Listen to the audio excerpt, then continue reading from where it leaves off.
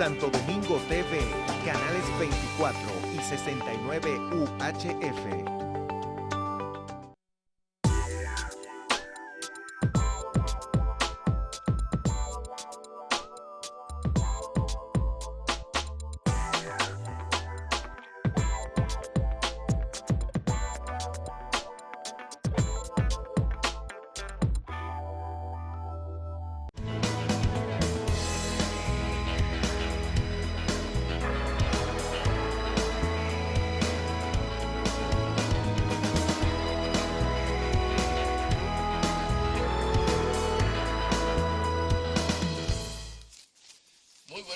Amigos televidentes, su programa Sentido Común, como siempre, llevándoles temas de interés nacional e internacional.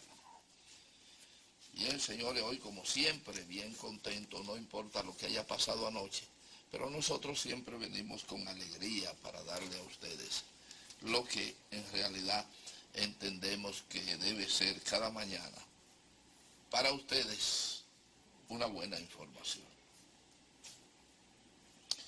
En todos estos días hay un debate sobre el tema de la nueva ley electoral, sobre el tema de los recursos financieros y otros. Pero en definitiva, en realidad, nadie sabe nada. Y como es natural, a pesar de que la República Dominicana es uno de los países donde existe una considerable instalación de medios de comunicación, en ciertos casos somos el país más mal informado. Cuando decimos más mal informado, nos referimos a muchas cosas, porque en algunos casos a ustedes les dicen no, de eso se habló, estuvo en las redes sociales, etc. Pero también hay que ponderar que muchas veces las informaciones que salen en los diferentes medios convencionales o medios no convencionales resultan ser, más que información, desinformación. Y naturalmente, no todo es pérdida, sí, para el universo que lo escucha o que lo ve, porque mal informar es también un negocio. Hay quienes viven de la desinformación, y muy bien, por cierto. De todas maneras, eso se refleja en la actitud de revertir las cosas malas en buenas o buenas en malas. Lo que importa no es necesariamente lo que le llevemos al televidente o radioyente o al lector de los medios. Lo que importa es cuánto nos están pagando para difundir lo que en un momento determinado se quiere. O además, cuántos están beneficiándose de una serie de modificación en la conducta del consumidor de la información.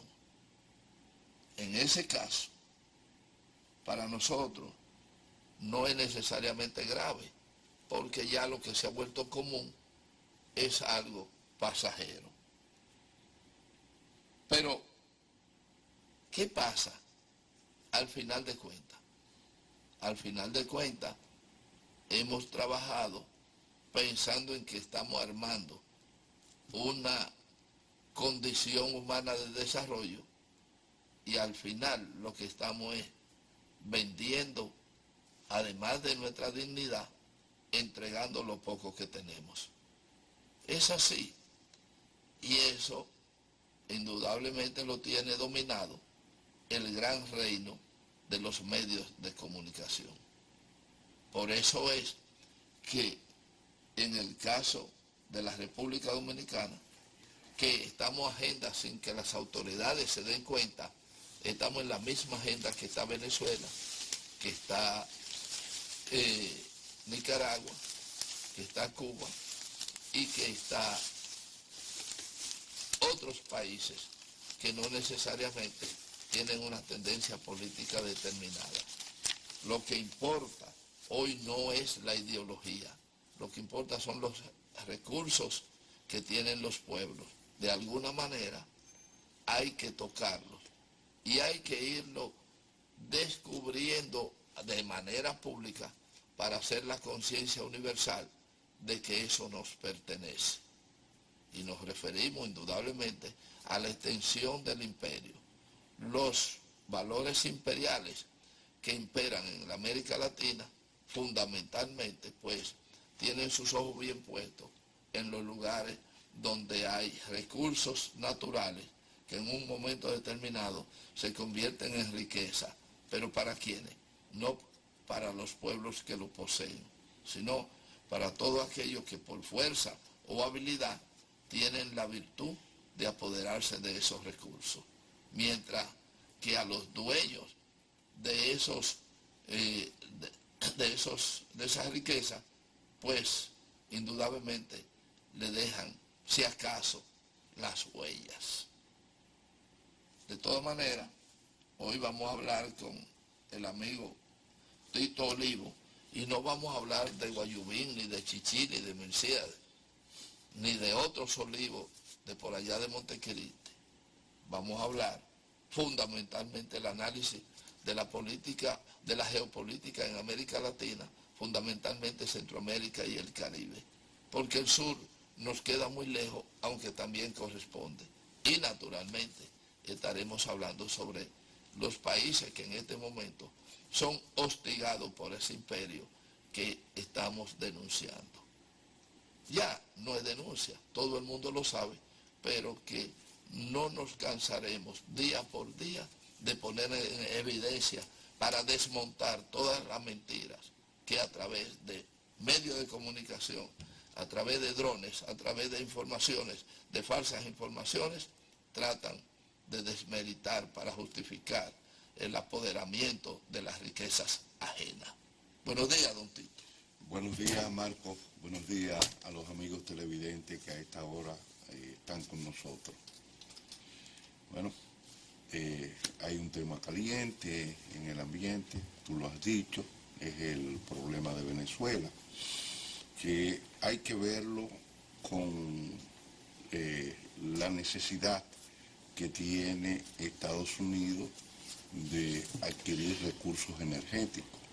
Y digo esto, la necesidad, porque Estados Unidos es el mayor consumidor de petróleo en el mundo hoy día.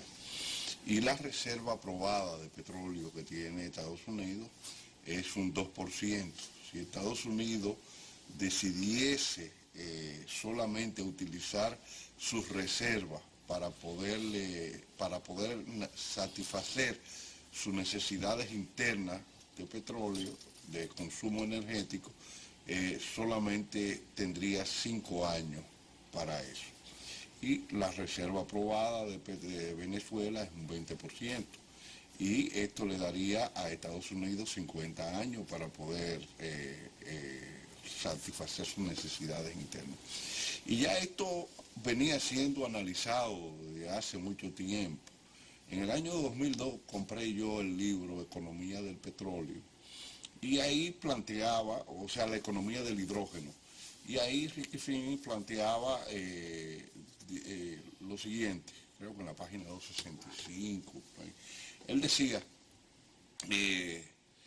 al año 1979 comenzó un descenso en cuanto a lo que es el petróleo en el mundo. O sea, no comienza a descender, porque va a comenzar a descender a partir del año entrante, sino que la producción de petróleo era mucho más baja que el consumo que se hacía. Y esto es por el crecimiento poblacional. Ya en el 79 nosotros éramos alrededor de 4.000 millones de habitantes y hoy somos 7.000 y tantos millones de habitantes. O sea que vamos creciendo violentamente. Pero el petróleo está presente en todo, está aquí en la mesa, en las cámaras, está presente en las sillas, está presente en la ropa, en los alimentos y hasta en la medicina. O sea, el petróleo está presente en todo, no solamente en gasolina, sino que está presente en todo. Y al crecer la población, el consumo aumenta. A partir de el 2020 se habrá consumido la mitad de todo el petróleo que hay en el mundo. Y ya a partir de ahí comienza un periodo de caída de la producción. ¿Cómo vivían las sociedades antes del petróleo? Bueno, anteriormente la primera matriz energética que tuvimos fue la madera. Y recuérdate que fue tan violento, la madera se usaba en todo. Así como se usa el petróleo hoy en todo, la madera se usaba en todo, en todo, en todo. Las casas se fabricaban de madera, los barcos se fabricaban de madera, el transporte terrestre era de madera porque era carreta. El jabón había que quemar la madera para hacer la ceniza y a partir de ahí se fabricaba el jabón. El alumbramiento, el calentamiento de la gente, la cocción de los alimentos, todo era con madera. Y fue tal el nivel de destrucción de bosque que cuando Colón llegó por primera vez y vio el verdor que había aquí en América, dijo que era lo más bello que ojos humanos jamás había visto, ese verdor, porque se había destruido. Y eso era lo que planteaba. Por eso, pero hoy nosotros hemos ido al petróleo y en el petróleo hemos profundizado dos cosas. El consumo violento de petróleo por un lado y por el otro el calentamiento global a través de la producción de CO2. El CO2 es esencial para la vida y es lo que produce la vida, pero también así como es esencial para la vida, nos crea un problema porque se deposita en la capa superior de la Tierra, allá y nos crea lo que se conoce como efecto invernadero. Por ahí pasan los rayos ultravioletas, infrarrojos del sol, pero no se devuelven y te crea como el invernadero cuando tú tienes el plástico para tú producir ciertos niveles de calentamiento, eso te produce el calentamiento global.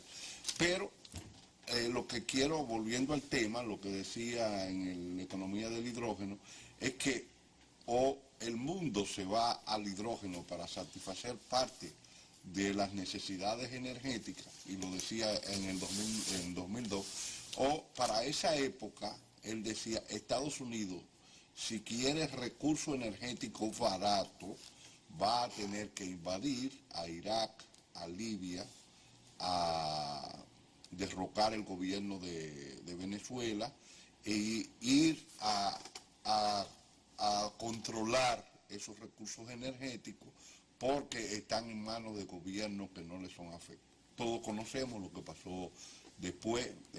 Después de yo leer ese libro, a los pocos meses se llevó un golpe de Estado que falló contra el presidente Chávez en Venezuela.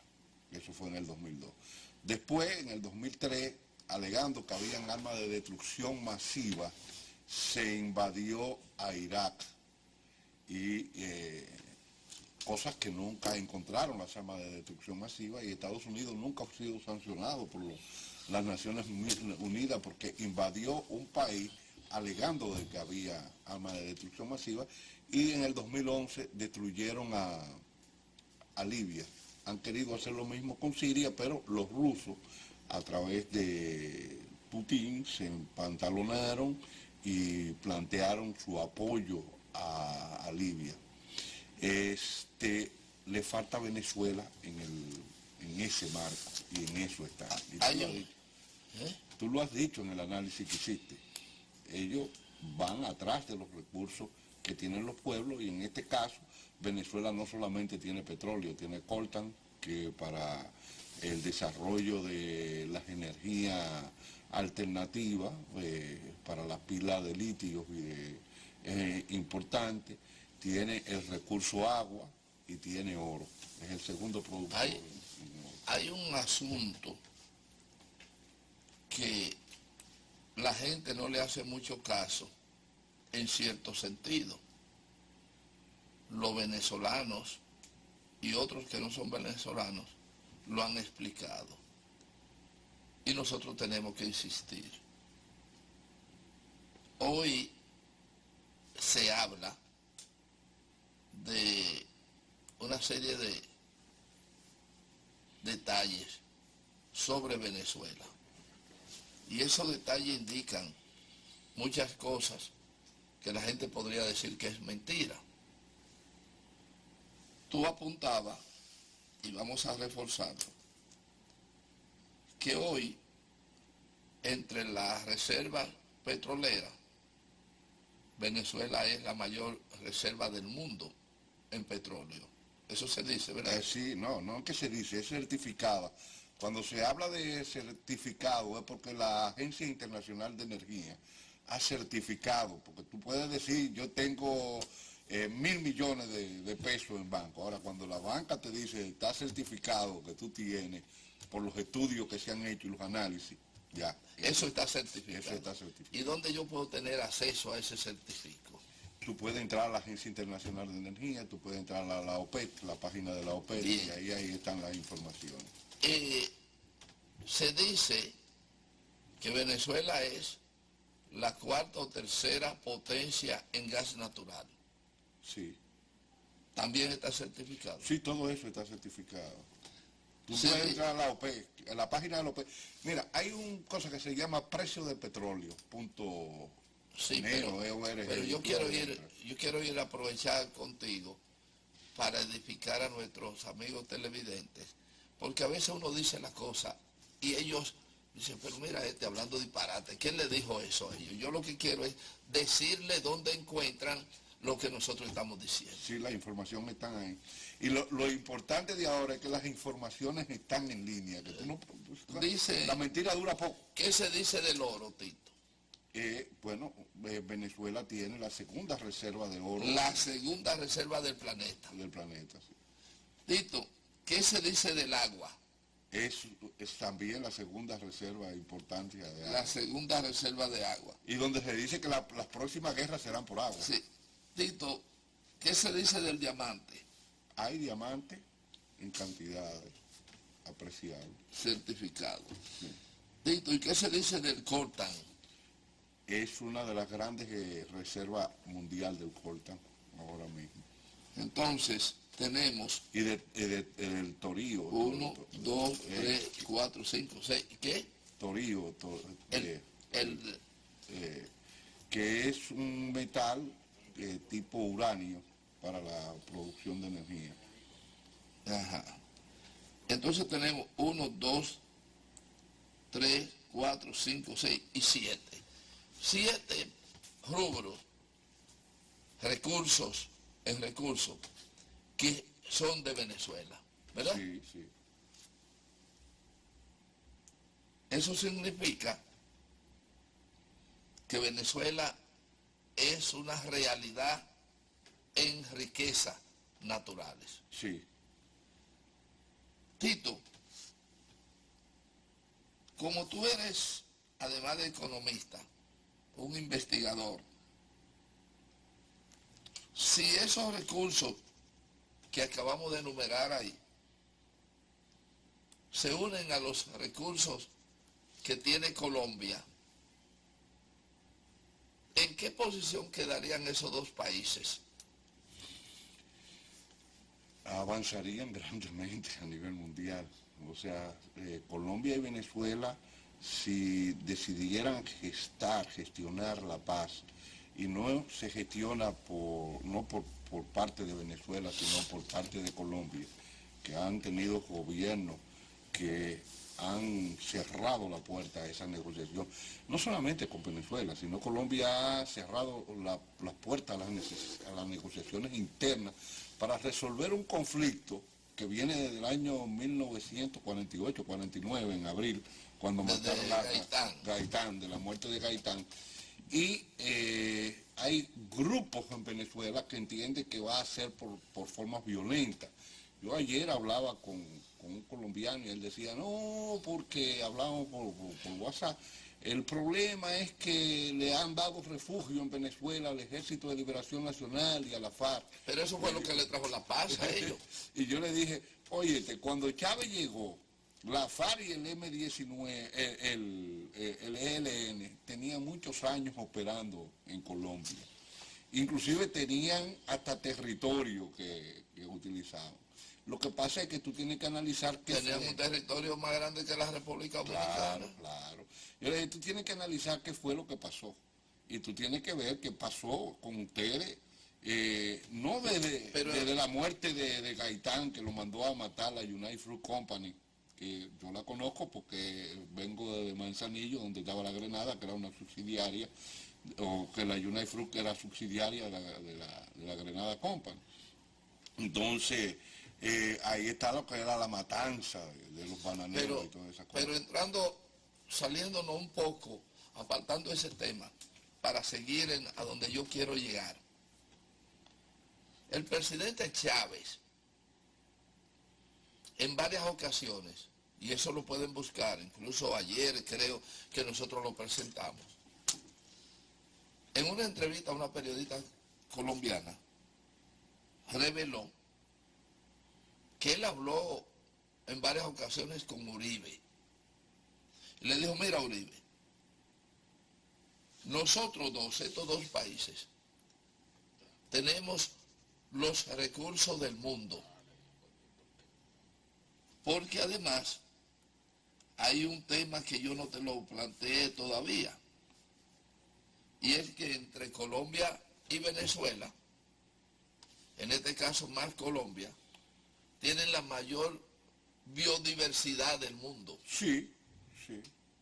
Entonces, frente a esa situación, en Venezuela han habido más gobiernos progresistas que en Colombia. Colombia ha estado gobernado todo el tiempo por los sectores más conservadores. Desde la muerte de Gaitán, que gobernaba en ese entonces Opisma Pérez, Sí.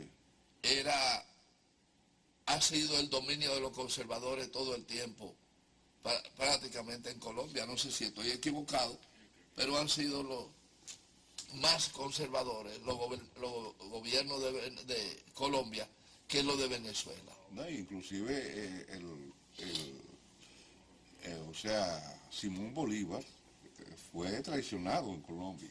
Sí, exactamente. Que viene una situación de conflictividad desde ahí, desde esa época hasta recientemente. Y también tú tendrías que ver lo que fue la Guerra de los 1000 días. Sí, La Guerra de los 1000 días, impulsada por Estados Unidos hacia el conservadurismo, ahí es que voy. que era mucho antes para quedarse con Panamá. Ahí es que voy. Entonces, Colombia y Estados Unidos, y Venezuela, incluso dejando a Panamá fuera, porque Panamá tiene una economía totalmente diferente a todos los demás países hemisféricos. Pues Panamá tiene prácticamente una sola economía, o sea, la base de una sola economía. Canal. Venezuela descansó sobre la economía del petróleo, pero en realidad no es solo eso lo que tiene. La gente piensa que es solo eso. No, Venezuela tiene capacidad de producción a alto nivel de otros rubros y podría vivir sin el petróleo. Sí. De todas maneras, en ese tenor yo quiero que sigamos, porque lo que quiero es que unos amigos y los televidentes entiendan por qué el afán de los imperiales, encabezados por los Estados Unidos, tienen para primero dominar a Colombia, como lo están haciendo, y segundo, adicionar A Venezuela. A su esquema. Pero mientras tanto, vamos a una pausa, señor director, y regresamos con Tito Olivo en sentido común.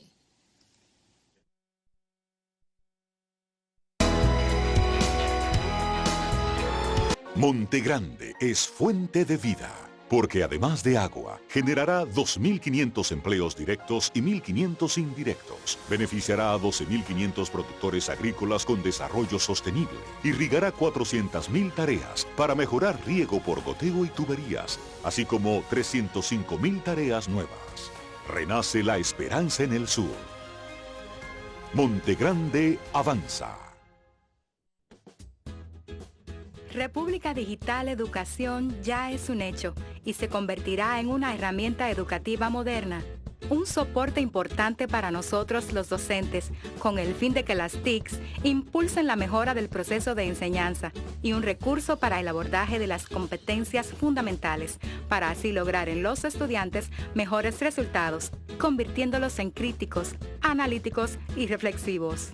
La tecnología ha llegado a contribuir a que las aulas sean espacios más divertidos y educativos. Hoy dejamos atrás la escuela de lápiz y papel y entramos a una nueva escuela de computadoras y contenidos digitales. Esta es la era de la República Digital. Ministerio de Educación. La CDEE impulsa energía positiva para la vida. Para responder al aumento que demanda el sector eléctrico nacional, la central termoeléctrica Punta Catalina y sus 752 megavatios brutos de generación ya entran en su etapa final de construcción. Para el 2017 se sumaron más de 8 proyectos de fuentes de energía renovable que en conjunto con las 27 microcentrales hidroeléctricas aportarán al sistema 1.430 megavatios en nuestra matriz energética. El programa de rehabilitación de redes inicia con una inversión de 358 millones de organismos internacionales. Más de 100 circuitos serán intervenidos a nivel nacional, logrando así un servicio eléctrico optimizado.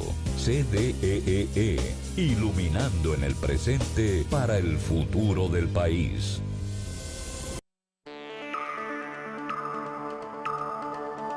Somos la empresa de transmisión eléctrica dominicana, ETED. Por nuestras líneas van cargas eléctricas a 345, 138 y 69.000 voltios. Esto es alto voltaje. Cada vez que un ser humano hace contacto con estas líneas, hay riesgo de muerte o lesiones graves. Por eso, evite hacer trabajos y que los niños vuelen chichiguas cerca o debajo de las líneas. Puede ser fatal. Preservemos nuestra vida. Empresa de Transmisión Eléctrica Dominicana, ETED, uniendo el país con energía.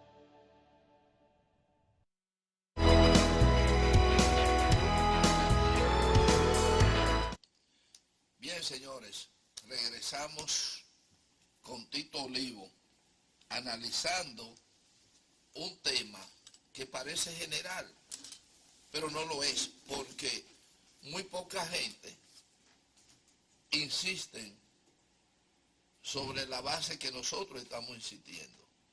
Mucha gente habla de la riqueza y todo, pero todo se queda de una manera sin base. Nosotros estamos desafiando a una opinión pública perversa y a otra opinión pública ignorante y a otra cobarde para que todo esto que nosotros estamos diciendo vayan a la fuente y no se queden como quedó loco viejo, están hablando por un problema de simpatía o por un problema, no, estamos hablando por un problema de carácter de existencia mundial. Sí, como lo dijo Rusia, el Putin en una declaración dijo, si permitimos que los Estados Unidos intervengan a Venezuela, ante la ONU, el mundo se volverá un grave problema. Porque ellos van a tratar de imponer su decisión por la fuerza a todos los países. No, eso, el que domine a Venezuela en este momento y a Colombia juntos, tendremos imperio por lo menos 500 años, sin ninguna variación que no sea la voluntad de ese imperio. No, pero además, que se prepare Nicaragua atrás y que se prepare Cuba y que se prepare todo. Eso no ni mencionarlo, es que se preparen los propios rusos y China. Eso sí, también. Porque el gran problema de Donald Trump, que tiene toda su razón, es impedir que la materia fundamental de desarrollo caiga en manos de China.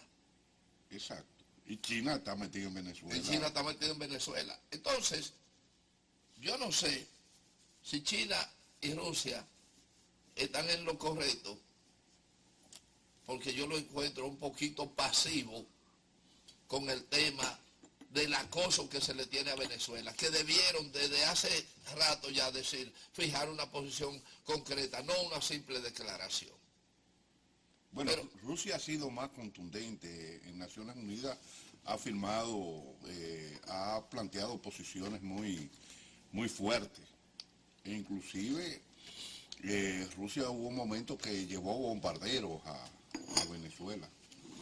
Y lo depositó allá. Pero el tema es, antes que entrar en esa,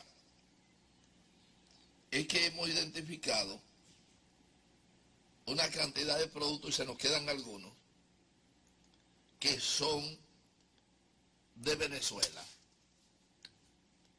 Yo no sé. Y habría que ver, identificar, ahora que tú nombraste el problema de Rusia y de China, el desarrollo del Internet en quinta generación,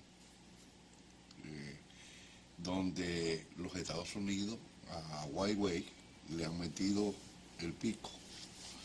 Y ahí está el coltan que se necesita para el desarrollo de esto. Sí. Y entonces vemos, Estados Unidos directamente no le ha metido así a Huawei, pero sí Canadá tomó presa a una hija de uno de los principales accionistas de Huawei y alegando que a Huawei había violado el acuerdo con Irán, que me faltó otra. En la economía del hidrógeno habla de Irán también, no solamente de Irak, también de Irán, y está en agenda de Estados Unidos. Ya ellos rompieron el acuerdo nuclear que habían firmado que Irán había firmado, y han declarado que Irán es una potencia, un país rebelde, donde hay que tratar de derrocar el gobierno. Todo el que no está dentro del esquema de dominación de Estados Unidos pasa a ser prioridad de guerra. A mí me decía uno, ten cuidado que te pueden declarar a ti con los artículos que tú estás haciendo en contra de Estados Unidos como prioridad de guerra. Yo estoy escribiendo lo que sé y lo que veo. Entonces, ahora mismo Facebook no me está publicando los artículos de Tiempo Latino, por donde yo lo hago. Me ponen, tú quieres ver, tú nada más tienes que poner www.tiempolatino.org y lo escribe y lo pone en Facebook y verá que te sale que no puede ser publicado. Bueno, de todas maneras, hemos esbozado algo que yo quiero reforzarlo.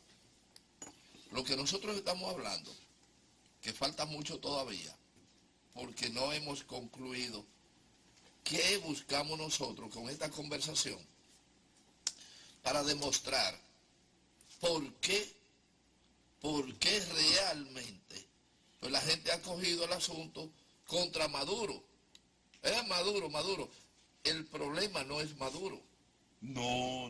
El problema no es Maduro. Eso puede ser Juan, Pedro, Luis. El problema son los recursos de Venezuela. Exactamente. Y todo el mundo vive protestando.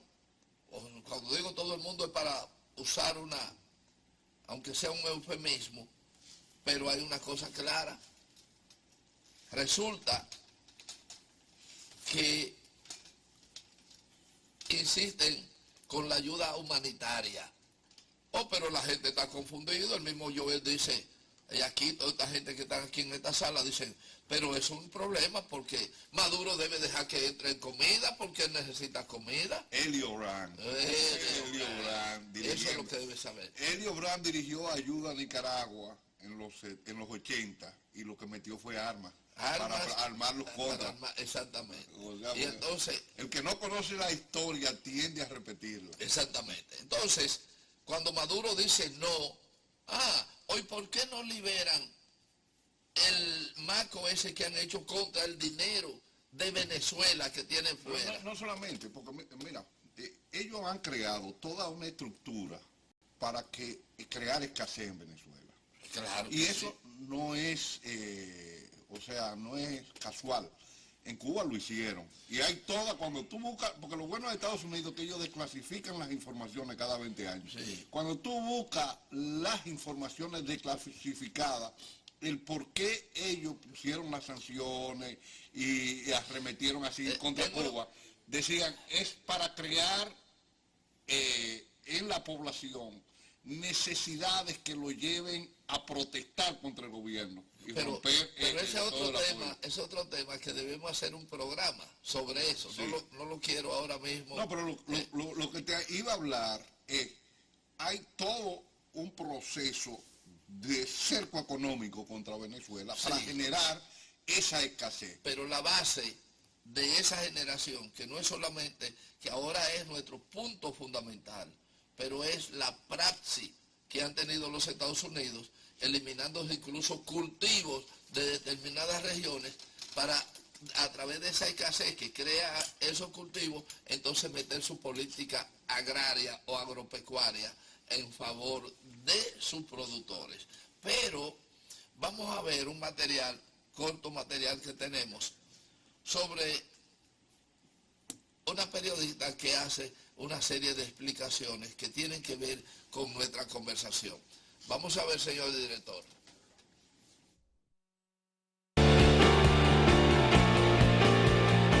Estimados amigos de América, les saluda Brenda del Río, coordinadora de Que Viva México. América Latina y el Caribe están bajo asedio de grupos económicos de poder que, viendo los recursos que tenemos en la América Latina, han decidido apoderarse del petróleo, del gas natural, de los minerales, del litio y de muchos otros componentes que sirven para su desarrollo presente y futuro. No solamente México está recibiendo esta presión internacional, como usando a nuestros funcionarios como sus propios agentes de cambio, tratando de reducir nuestra población con el aborto, la anticoncepción, la eutanasia y también con el uso de drogas. Organismos como las Naciones Unidas, como el Fondo Monetario Internacional, como el Banco Mundial, como Amnistía Internacional, que se atrevió a pagar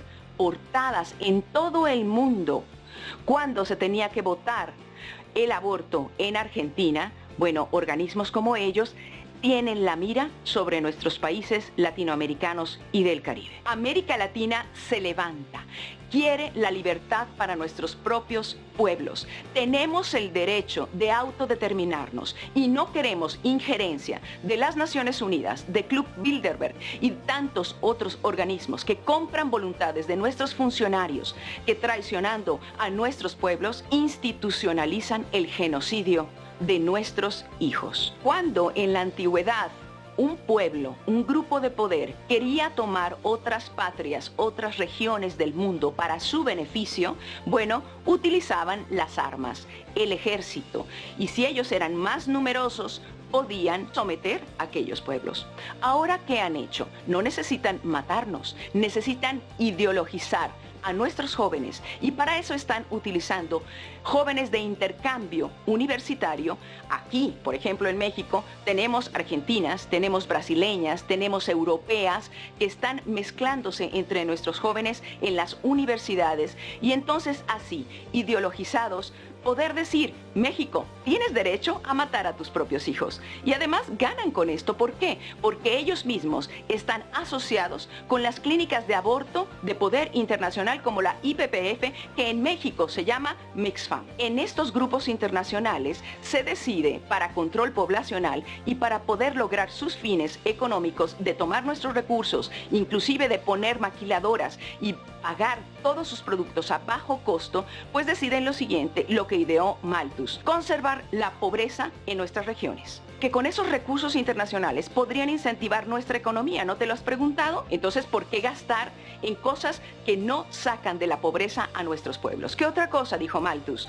Que podía controlar la población de regiones del mundo, la guerra. En el Club Bilderberg, inclusive, se decide la guerra que se tiene que hacer. ¿Te has preguntado por qué los cascos azules no han entrado en Venezuela? Precisamente porque están reduciendo su población, porque han mirado sus recursos naturales. Y finalmente, Malthus decía que también controlaba la población el vicio. ¿Te has preguntado el paquete enlatado de uno qué incluye? Incluye el uso libre de las drogas. Así que, arruinando la moral pública, teniendo un pueblo debilitado en sus principios, en sus valores y también reducido en su población, así pueden saltar sobre nosotros y someter a nuestros pueblos. Basta de tus injerencias. Basta de presionar a nuestros pueblos. La América Latina y el Caribe se levanta y te dice no a ti, poder internacional. ¿Por qué? Porque nosotros somos los moradores de esta tierra y tenemos el derecho de autodeterminarnos. América Latina y el Caribe se levanta. Levántate tú también a defender a tu patria.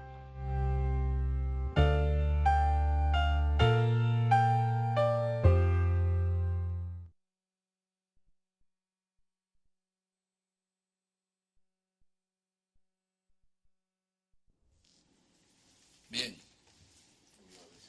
quisimos demostrar, poniendo fuera del interés político, como este reportaje que hace esta señora, sobre los problemas, cómo piensan y cómo actúan estos señores, que no es solo los Estados Unidos, lo que pasa es que los Estados Unidos lidera.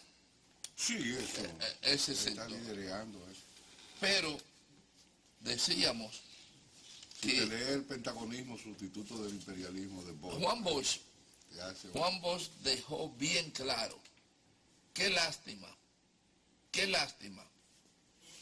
que Juan Bosch no sea texto aquí, porque Juan Bosch, cuando tú lo ubicas en su época y comienzas a leerlo hoy, sí, te darás cuenta. Grandioso. Exactamente. Entonces, volvemos, Tito, al tema medioambiental, que está acorde con lo que es el tema de la biodiversidad, que se reúne entre Colombia, en este caso en primer lugar, y Venezuela. ¿Qué ocurre? Yo refería al tema que tratamos ayer sobre la periodista que entrevistó a Chávez.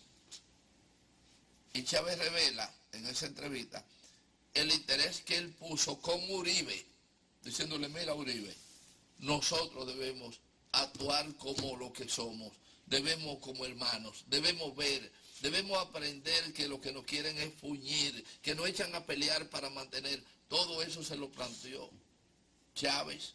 Y él le decía, Uribe decía una cosa aquí y después hacía otra. Exactamente. Entonces, todo eso, más los rencores personales, ahí Uribe, que viene de una clase colombiana determinada, quiso cobrar a la racionalidad, a la opción humana, quiso cobrar su problema de carácter personal, familiar, que estaban ligados a su riqueza y a otro tipo de cosas. ¿Cuánta gente no ha sacrificado los poderes y bienestares que tiene, sin ir más lejos? Céspedes, el padre de la patria cubana.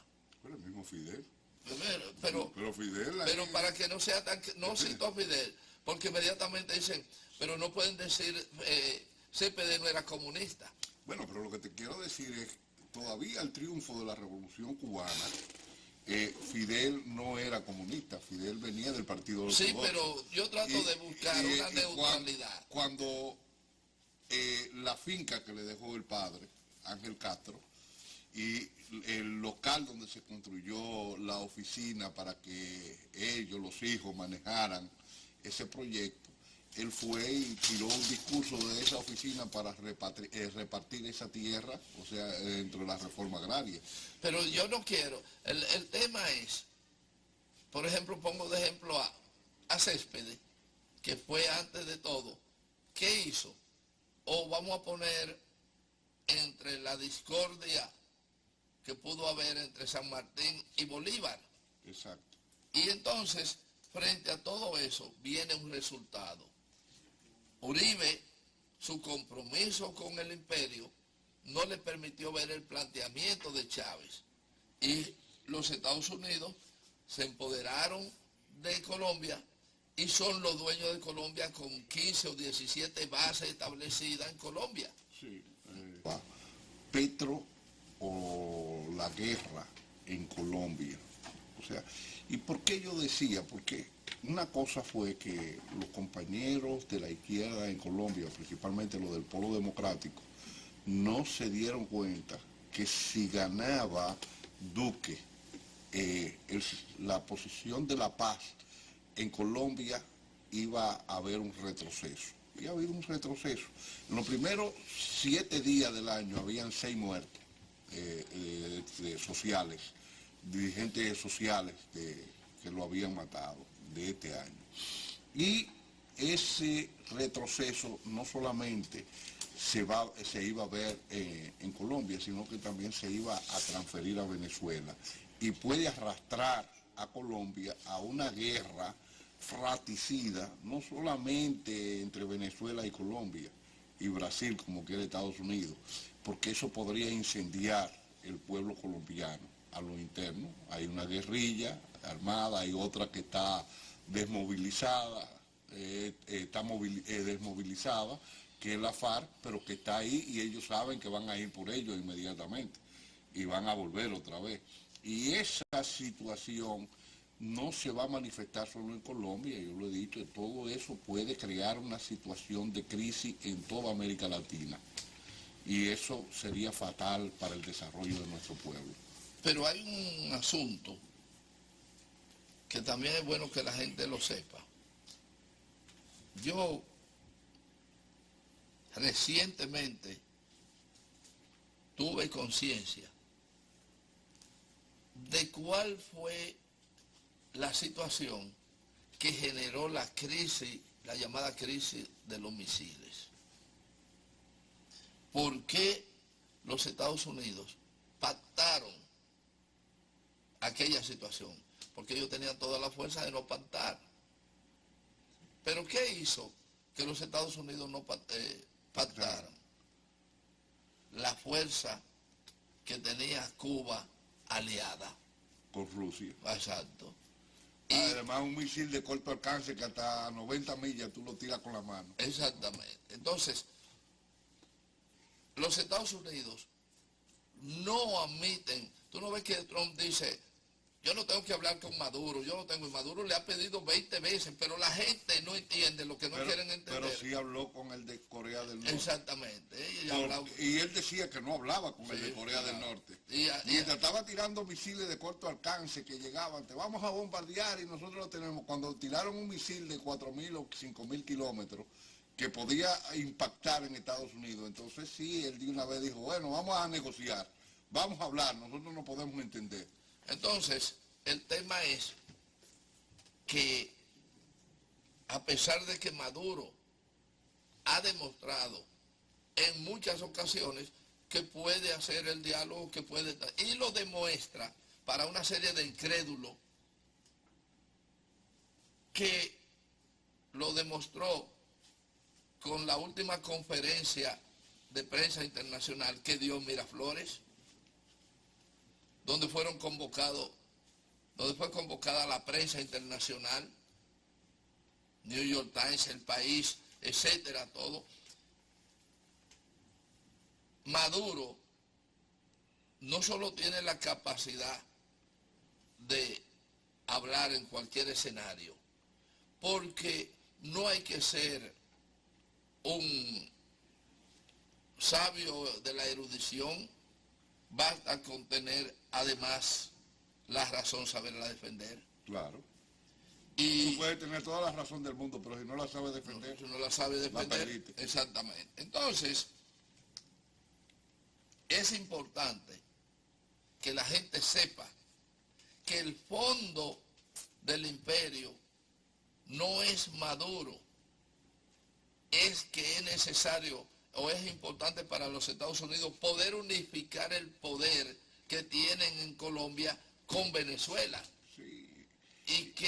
Y no será Maduro, ni será Chávez, ni será Pedro, ni será José, el que no esté de acuerdo con los recursos de su nación, y no solamente Venezuela, que sus recursos de nación pase a formar parte del proyecto hegemónico de Estados Unidos, le van a hacer la vida imposible. Ahí está el caso de Lula. El caso de Lula con otra sentencia nueva, todo eso. Y yo digo lo siguiente, hermano, no lo voy a decir eso por aquí, realmente no lo voy a decir, pero dice Mujica que tú no puedes acorralar sin dejar espacio de salida. Eso no es Mujica. No. En el arte de la guerra te lo dice. Desde Sun Tzu. Sí, Sun Tzu dice, cuando tú haces un cerco, no lo hagas de aniquilamiento, déjale una ruta de escape. Recuérdate que el ratón es un animal muy pequeñito y cuando tú lo acorralas, o tú matas el ratón o el ratón te mata a ti. Y lo dice así mismo. Sí. O sea, eso. Entonces, y eso es verdad. Enemigo que huye, puente de plata. O sea, claro. Entonces, el problema es que el señor Trump tiene una obsesión, se ha convertido en una obsesión, o parece ser una obsesión. No, él sabe lo que está haciendo. Pues la gente piensa que él no sabe. No, y que es un loco. Que es un loco. Todo su esquema. Lo que pasa es que hay una realidad, y esa realidad es que para los Estados Unidos es vital, y ellos son prácticos. No hay nadie más práctico que los Estados Unidos en su política de manejo y crecimiento. Y lamentablemente, hoy nosotros dejamos nada más que un análisis donde todo el que nos ha visto esta mañana tiene dos cosas: o convencerse de qué está pasando, o sencillamente decir, tú tienes la razón, pero a mí no me importa. Bien, señores, ha sido un edificante programa el día de hoy. Yo pienso, Tito, que debemos seguir enfrentando, por lo menos educando a un grupo de gente que, aunque no quieren dejarse educar, ellos tendrán que en algún momento pararse en una esquina tratando de que esa esquina sea neutral. Bueno, bro, que vayan y vean qué hicieron los famosos democráticos con Irak y qué han hecho con Libia. No, exactamente. Que estudien a Libia. A Irak. A Irak no, y Siria. No, pero en este caso, que estudien a Libia antes con Gaddafi y la estudien ahora. Y a Irak también, antes con Saddam Hussein, con todo y ser dictador y ser todo eso. El problema es, para no complicarle y dárselo por tarea, estudien antes de Gaddafi qué era Libia, con Gaddafi qué fue Libia, y hoy sin Gaddafi qué es Libia. Sencillamente, si ustedes me pueden contestar esas tres preguntas objetivamente, habrán sacado un 100. Y nosotros sí tenemos que sacar un 100 porque Miguel Gil está aquí.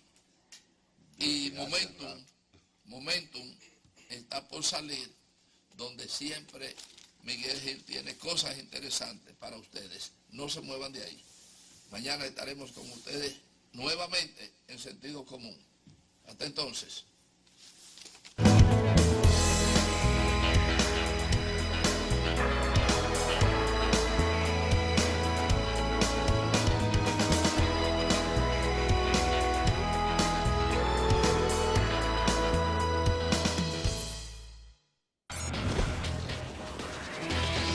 Santo Domingo TV, canales 24 y 69